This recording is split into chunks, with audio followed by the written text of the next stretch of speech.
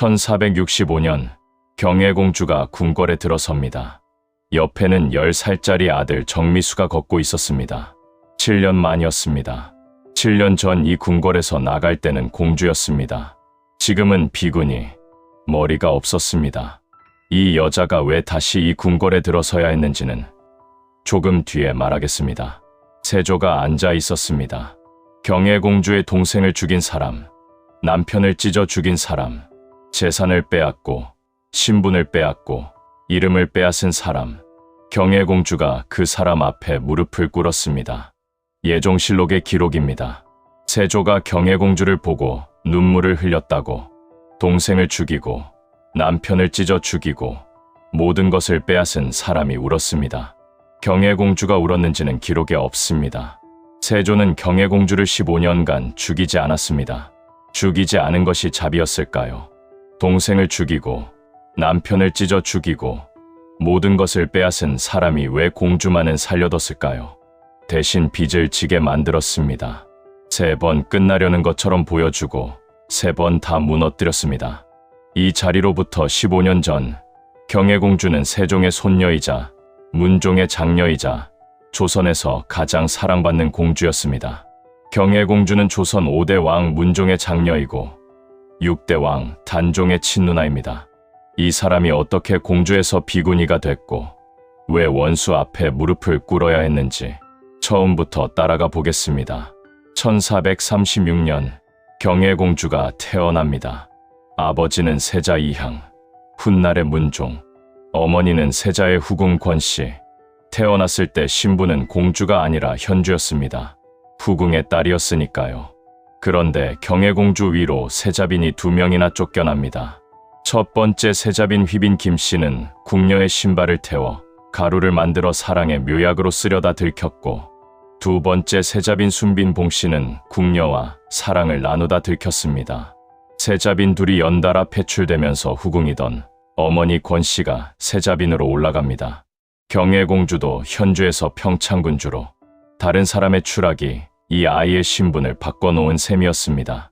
1441년 경혜공주가 5살이 되던 해 어머니 권씨가 아들을 낳습니다.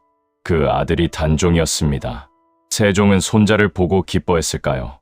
그런데 다음 날 어머니 권씨가 산후병으로 숨을 거둡니다.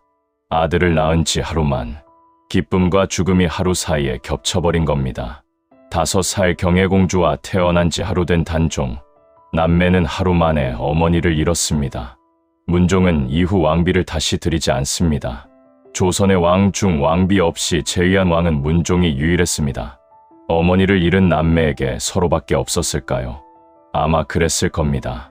어머니가 죽은 뒤 경혜공주는 궁궐 밖으로 나갑니다. 조유래라는 사람의 집에서 유모 손에 자라게 된 겁니다. 궁궐 안에 안 좋은 일이 생기면 재해를 피한다는 이유로 밖에서 키우는 관습이 있었으니까요.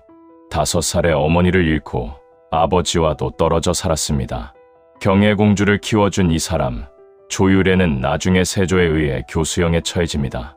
1450년 1월, 경혜공주가 15살이 됩니다. 할아버지 세종의 건강이 급격히 나빠지고 있었습니다. 세종이 죽으면 3년상을 치러야 하고 3년 뒤면 나이가 너무 많아집니다. 혼인을 서둘렀을 겁니다. 상대는 참판 정춘경의 아들 정종.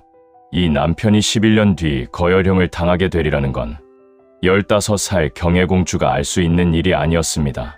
혼인한 지 한 달도 안 되어 세종이 승하합니다. 아버지 문종이 즉위하면서 경혜공주는 정식으로 공주가 됩니다. 남편 정종은 종일품 숭덕대부. 혼인과 즉위가 겹친 해 경혜공주의 인생에서 가장 높은 자리였을 겁니다. 이 자리에서 내려가는 데는 오래 걸리지 않았습니다. 1451년 문종이 딸에게 신혼집을 지어줍니다.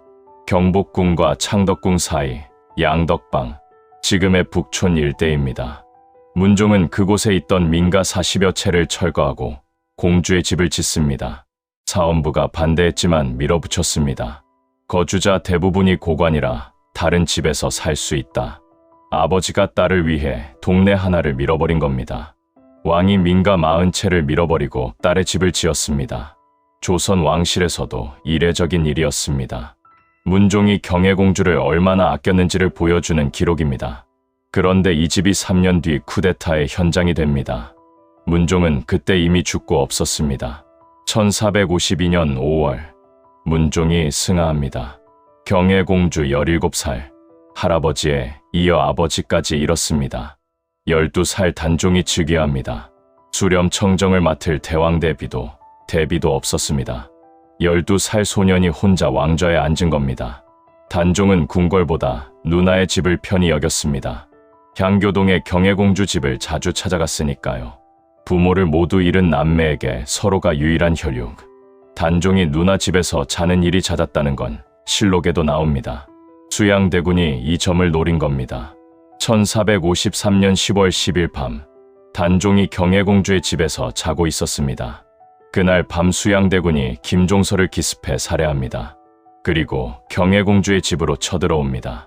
단종을 찾아온 겁니다. 수양대군은 단종에게 말합니다. 김종서가 반역을 꾀했다고, 왕명이 필요하다고. 13살 단종은 벌벌 떨며 말했습니다. 삼촌, 나를 살려주세요. 아버지가 민가 40채를 밀고 지어준 바로 그 집에서 동생이 삼촌에게 목숨을 구걸한 겁니다. 계유정난이었습니다. 경혜공주는 18살. 이 광경을 봤을까요? 아버지가 사랑으로 지어준 집이 피해 현장이 된 것을, 동생이 삼촌 앞에서 떠는 것을. 경혜공주가 이 밤에 무엇을 느꼈는지는 기록에 없습니다. 계유정난 이후 수양대군이 모든 권력을 잡습니다. 단종은 왕이었지만 허수아비와 다름없었습니다. 경혜공주와 단종은 숨을 죽이고 살았을 겁니다. 누나의 집에서 벌어진 일을 남매는 서로에게 말할 수 있었을까요? 1455년 윤유월, 수양대군이 단종에게 왕위를 내놓으라 합니다. 단종은 상왕이 되어 창덕궁으로 물러났습니다. 수양대군이 왕이 됩니다. 세조. 경혜공주에게 이 소식은 어떻게 전해졌을까요? 동생의 왕위가 삼촌에게 넘어갔다는 소식을 들었을 때 경혜공주가 할 수 있는 일은 아무것도 없었습니다. 15세 혼인하고 17의 아버지를 잃고 18배 자기 집에서 쿠데타를 목격하고 20살의 동생의 왕위가 빼앗기는 걸 지켜봤습니다. 여기까지가 경혜공주의 20살. 그런데 진짜 빼앗기는 것은 이제부터였습니다. 단종이 상왕으로 물러난 직후 남편 정종이 유배됩니다. 죄목은 금성대군과 가까웠다는 것. 유배지는 영월. 경혜공주는 충격으로 병석에 눕습니다. 동생의 왕위에 이어 남편까지 빼앗긴 겁니다. 동생 단종이 세조에게 사람을 보냅니다. 누님이 병이 있습니다. 정종을 돌아오게 해주십시오. 세조가 답합니다. 문종의 유일한 사위인데 어찌하겠느냐. 정종을 한양으로 불러올렸습니다. 부부가 상봉했고 경혜공주의 병이 나았습니다. 끝나려는 것처럼 보였습니다. 세조가 문종의 사위라는 말까지 했으니까요. 이것으로 남편이 돌아온다고 생각했을까요? 경혜공주는 그렇게 믿었을 겁니다. 첫 번째였습니다. 친아들이 올립니다. 공주 병도 다 나았는데 왜 유배도 안 풀린 자가 아직 서울에 있습니까? 며칠 뒤 정종은 수원으로 유배됩니다. 문종의 사위라고 말해놓고 다시 보낸 겁니다. 경혜공주는 따라갔습니다. 공주가 남편의 유배기를 따라갈 의무는 없었습니다. 그런데 따라갔습니다. 친아들이 또 올립니다. 수원은 너무 가깝습니다. 처벌이 가볍습니다. 유배지가 수원에서 통진으로 바뀝니다. 지금의 김포. 경혜공주는 또 따라갔습니다. 세조가 가마를 보냈습니다. 사슴고기도 보냈습니다. 삼강행실도도 같이 충효의 도리를 읽으라는 뜻이었을 겁니다. 유배를 보내놓고 챙겨주는 겁니다. 끝나려는 것처럼 보였습니다. 두 번째였습니다. 1456년 6월 사육신 사건이 터집니다. 성삼문, 박팽년, 하의지, 이계, 유성원, 유응부, 단종 보기를 꾀하다 발각된 겁니다. 끝나지 않았습니다. 정종은 이 사건에 직접 연루된 증거가 없었습니다. 그런데 불똥이 튀었습니다. 정종의 유배지가 전라도 광주로 바뀝니다. 통진보다 훨씬 먼 곳. 경혜공주는 또 따라갔습니다. 수원에서 통진으로, 통진에서 광주로.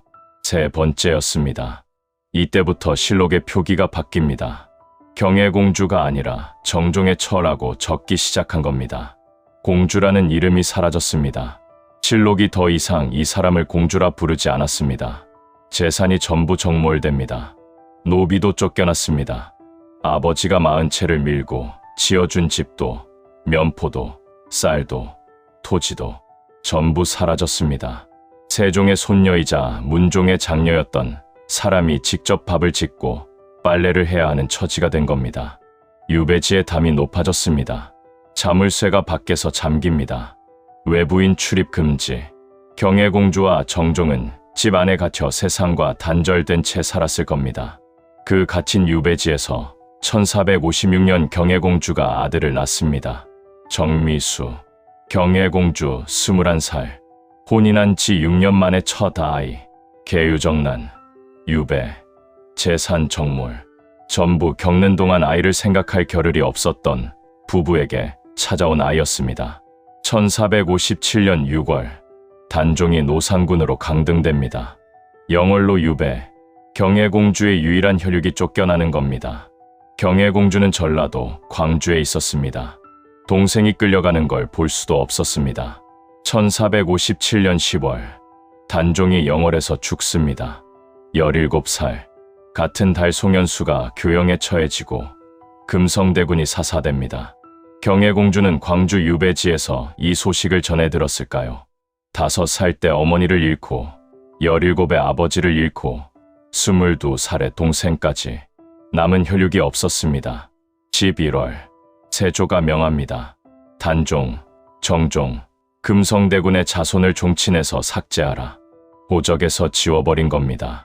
경혜공주의 이름도 왕실 족보에서 사라집니다. 실록에서 이름이 지워지고 족보에서도 지워졌습니다. 이 사람이 존재했다는 흔적을 지우는 겁니다. 광주에서의 유배가 계속됩니다. 정종이 불교에 빠지기 시작합니다. 승려 성탄이라는 사람과 비밀리에 교류하다 발가, 외부인 접촉 금지 명령을 어긴 겁니다. 정종이 왜 이 위험을 감수했는지는 알 수 없습니다. 다만 갇힌 사람이 바깥과 이어진 유일한 끈을 놓지 못한 것이었을 겁니다. 1461년, 세조가 정종을 한양으로 소환합니다. 국문이 시작됩니다. 정종이 말합니다. 내가 충신이 되어 주상에게 죄를 받았으니 어찌 아픔이 있으리오. 더 이상의 삶을 포기한 사람의 말이었습니다. 능지처참이 내려집니다. 거열형, 소남 아래 목과 팔다리를 매달아 찢어 죽이는 형벌입니다. 정종의 시신은 수습할 수 없었습니다. 경혜공주 26살, 결혼한 지 11년. 경혜공주는 당시 둘째 아이를 임신 중이었습니다. 수원으로 따라갔습니다. 통진으로 따라갔습니다. 광주로 따라갔습니다. 3번 따라간 남편이 찢겨서 돌아오지 못했습니다. 경혜공주 곁에는 5살 아들과 뱃속의 아이뿐이었습니다. 5살의 어머니를 잃었습니다. 17의 아버지를, 22살의 동생을, 26의 남편을. 그런데 경혜공주는 죽지 않았습니다. 죽을 수 없었을 겁니다. 5살짜리 아들과 뱃속에 아이가 있었으니까요. 남편이 거열형을 당한 직후 세간에 소문이 돕니다. 경혜공주가 관비로 떨어졌다는 소문, 연려실기술의 기록입니다. 경혜공주가 순천의 관비가 됐다고, 순천부사 여자신이 공주에게 관비의 사역을 시키려 했다고. 경혜공주가 대청에 올라갑니다. 의자에 앉았습니다. 그리고 말합니다. 나는 왕의 딸이다. 죄가 있어 귀양은 왔지만은 수령이 어찌 감히 나에게 관비의 사역을 시킨단 말이냐. 순천부사는 끝내 사역을 시키지 못했습니다. 이 기록은 야사입니다. 실록에는 경혜공주가 관비가 됐다는 기록이 없으니까요. 다만 이 야사가 수백 년을 전해졌다는 것 자체가 당시 사람들이 경혜공주의 처지를 어떻게 봤는지를 보여줍니다. 세조가 경혜공주를 한양으로 불러들입니다. 정종이 처형된 지 얼마 되지 않았을 때 신하들이 반대합니다. 연좌해야 합니다. 세조가 거부합니다. 정의영우가 나섭니다. 영양위 공주를 박대하는 건 불가합니다. 세조의 아내가 나선 겁니다. 경혜공주가 이 소식을 들었을 때 무엇을 느꼈을까요? 안도였을까요? 아니면 또다시 무너질 것에 대한 두려움이었을까요? 세조가 집을 지어줍니다. 몰수했던 노비를 돌려주고 1462년 5월에는 노비 50명을 추가로 하사합니다. 끝나려는 것처럼 보였습니다. 세 번째였습니다. 첫 번째는 정종을 한양으로 불러올렸을 때 문종의 사위라고 말해놓고 다시 보냈습니다. 두 번째는 통진에서 가마와 사슴고기를 보냈을 때 사육신 사건이 터져서 무너졌습니다. 세 번째는 지금 집을 지어주고 노비를 돌려준 겁니다. 경혜공주가 이번에는 끝이라고 믿었을까요? 끝이 아니었습니다.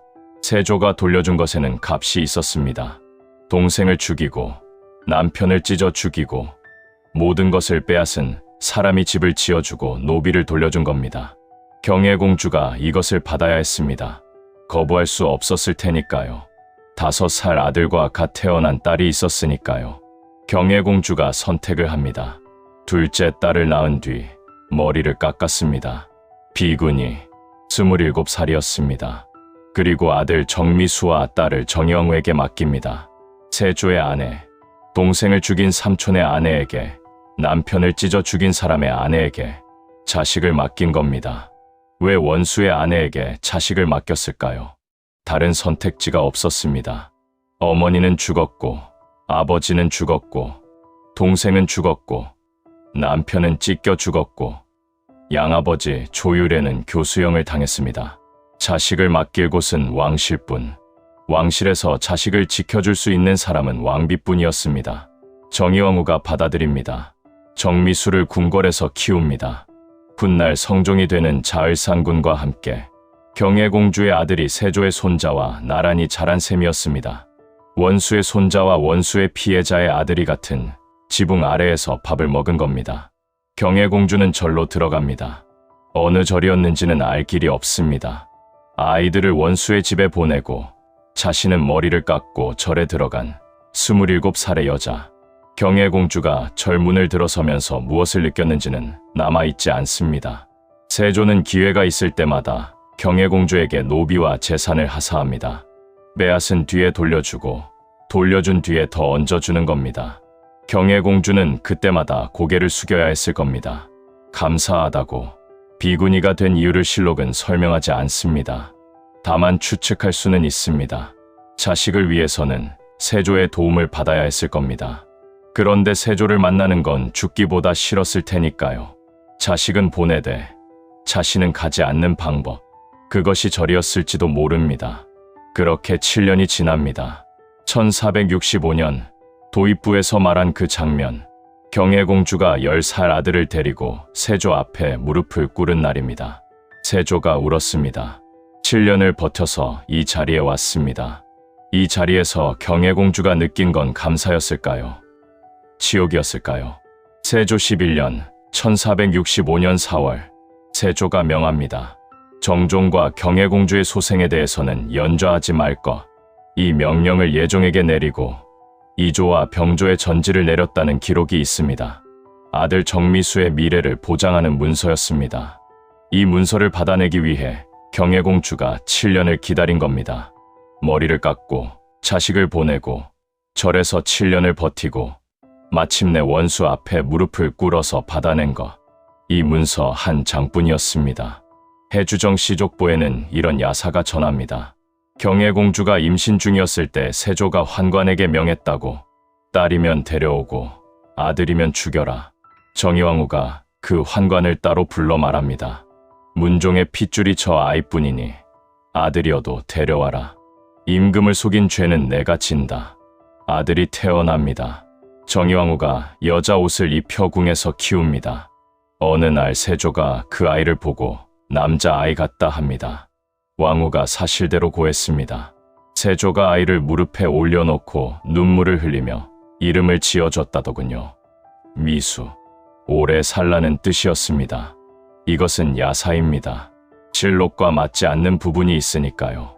다만 세조가 경혜공주의 아들에게 오래 살라는 이름을 지어줬다는 이야기가 전해진다는 것 자체가 이 가족의 이야기가 당시에도 사람들의 마음을 움직였다는 뜻일 겁니다. 1468년 세조가 죽습니다. 52세.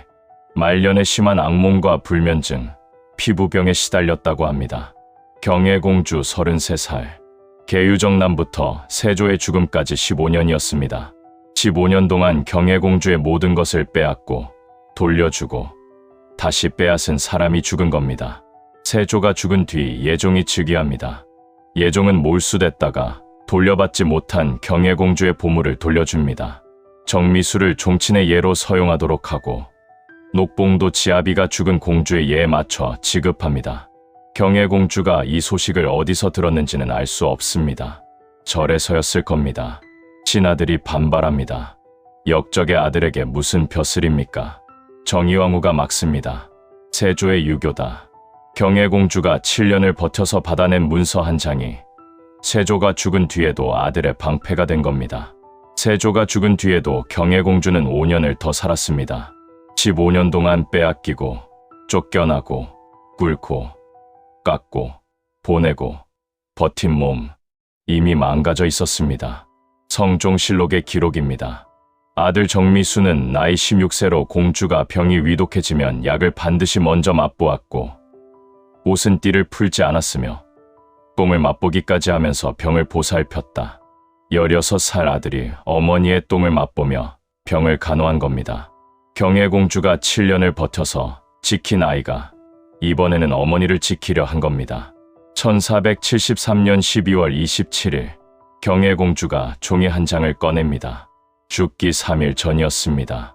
아들 정미수에게 재산을 넘기는 분재기, 가로 66cm, 세로 70.5cm, 경혜공주 진이라는 붉은 도장이 찍혀 있었습니다.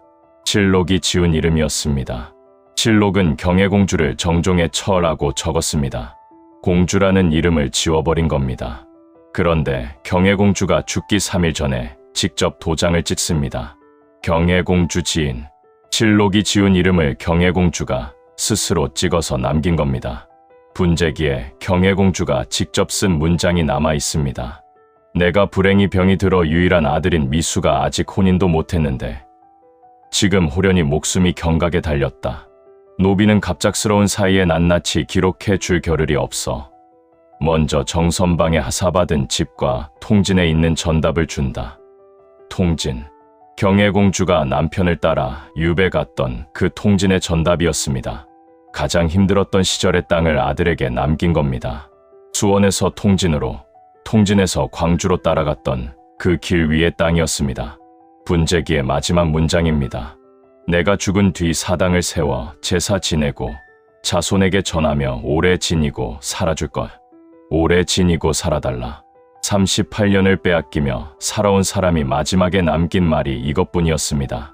1473년 12월 30일 경혜공주가 죽습니다. 38살.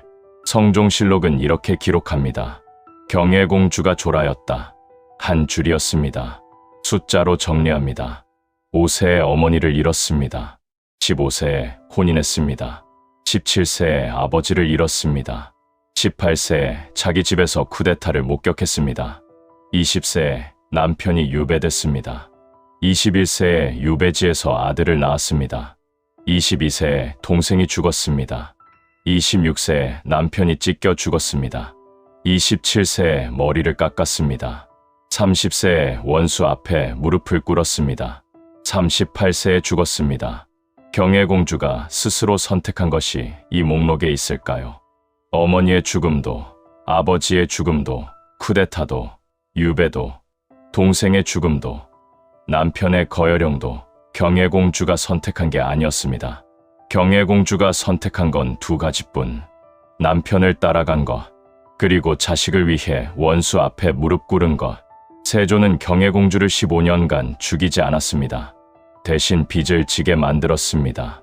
동생을 죽이고, 남편을 찢어 죽이고, 이름을 지우고, 재산을 빼앗고, 그런 다음 집을 지어주고, 노비를 돌려주고, 아들의 이름을 지어준 겁니다. 그 빚을 갚는 방법은 하나뿐이었습니다.